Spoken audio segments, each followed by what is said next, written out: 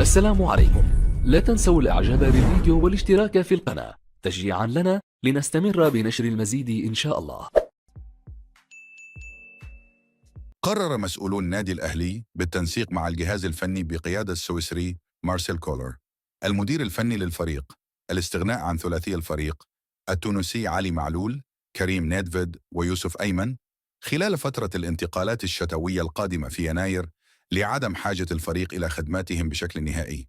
كما استقر الجهاز الفني بالتعاون مع محمد رمضان المدير الرياضي للفريق على تسويق 4 لاعبين وخروجهم على سبيل الإعارة، وهم الجنوب أفريقي بيرسي تاو، أليو ديانغ، المغربي رضا سليم، وأحمد القندوسي، لعدم حاجة الفريق إليهم ولإفساح المجال لضم لاعبين جدد لتدعيم بعض الصفوف المتذبذبة استعدادا لبطولة كأس العالم للأندية. وعقد مارسيل كولر جلسة خاصة مع مجلس الإدارة برئاسة محمود الخطيب ومحمد رمضان لاتخاذ هذه القرارات ودراسة ملف الراحلين والصفقات الجديدة في النادي. قام مجلس إدارة النادي الأهلي برئاسة محمود الخطيب بزيارة ودية مساء اليوم الأحد إلى الشيخ خليفة بن حسن رئيس نادي الوكرة القطري من أجل الحصول على خدمات حمدي فتحي لاعب الفريق السابق على سبيل الإعارة خلال فترة الانتقالات الشتوية الجارية. ووافق مجلس إدارة نادي الوكرة القطري على إعارة حمدي فتحي إلى الأهلي من أجل المشاركة مع المارد الأحمر في بطولة كأس العالم للأندية المقرر إقامتها في الولايات المتحدة الأمريكية عام 2025.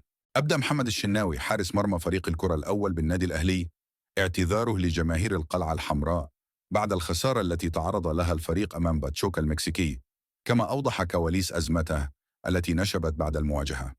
وقال الشناوي في تصريحات تلفزيونية عبر فضائية MBC مصر الثانية: جمهور الأهلي هو السند، وأعتذر لهم بالنيابة عن نفسي وزملائي بعد الخسارة. لا بد أن يعلم الجمهور أننا كنا نحلم بالتأهل للنهائي، وحتى الآن لا نصدق ما حدث، ونحن نقدر حزن الجماهير. الفيديو المنتشر للأزمة كان في آخر الموقف وليس من بدايته. الجمهور كان يتحدث مع اللاعبين على دكة البدلاء وهم في حالة عصبية، لكن اللاعبين كانوا محترمين ولم يردوا. فتحدثت مع الجماهير لكي أهدئهم، ولكن الجمهور استمر في غضبه، وقلت لهم حقكم علينا.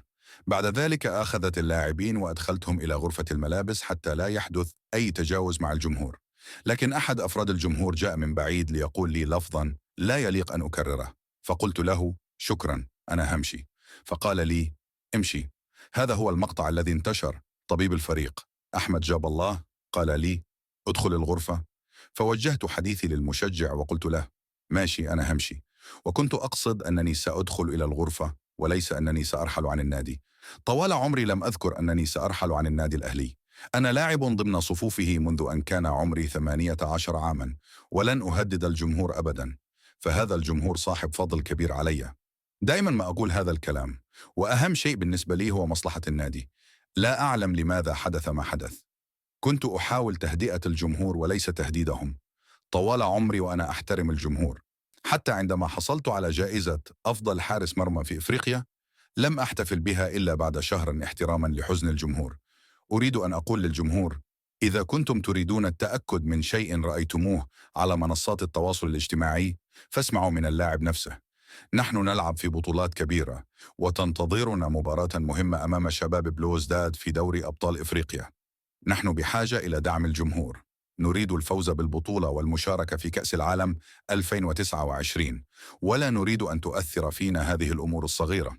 لا زلت مصدوما.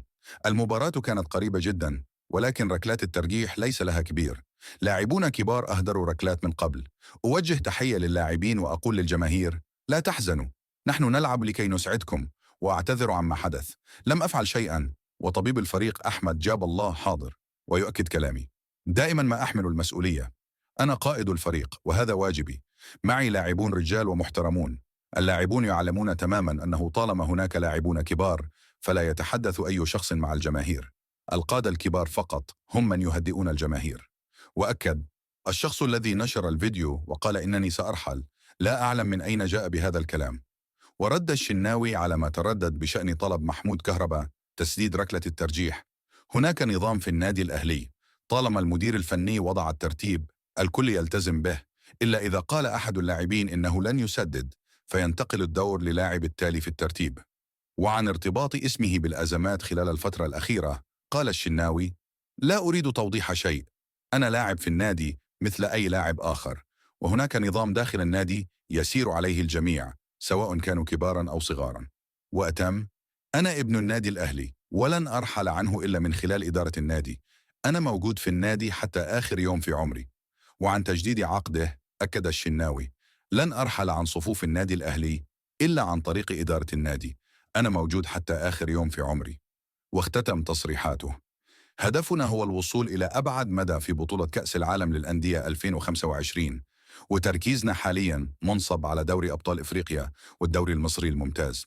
كشف مصدر داخل النادي الأهلي عن أسباب استبدال الفلسطيني وسام أبو علي مهاجم المارد الأحمر والمغربي يحيى عطية الله الظهير الأيسر للفريق في مباراة فريقهما أمس السبت أمام باتشوكا المكسيكي ضمن منافسات النصف نهائي كأس انتركونتيننتال بقطر.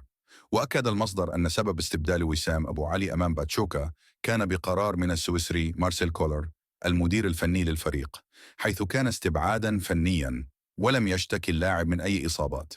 أما بالنسبة إلى يحيى عطية الله فقد تم استبداله بسبب الإصابة، حيث يعاني من آلام خفيفة في العضلة الخلفية، ومن المقرر أن يخضع اللاعب لفحوصات بالأشعة لتحديد حجم الإصابة ومدة غيابه عن الملاعب خلال الفترة المقبلة. ووصلت بعثة الأهلي إلى القاهرة مساء اليوم الأحد بعد الخسارة أمام باتشوكا المكسيكي بركلات الترجيح بنتيجة 5-6 في بطولة انتركونتيننتال بقطر. ويستعد الأهلي لتجهيز جميع لاعبيه لمواجهة شباب بلوزداد الجزائري يوم الأحد القادم على ملعب القاهرة الدولي في إطار بطولة دوري أبطال إفريقيا.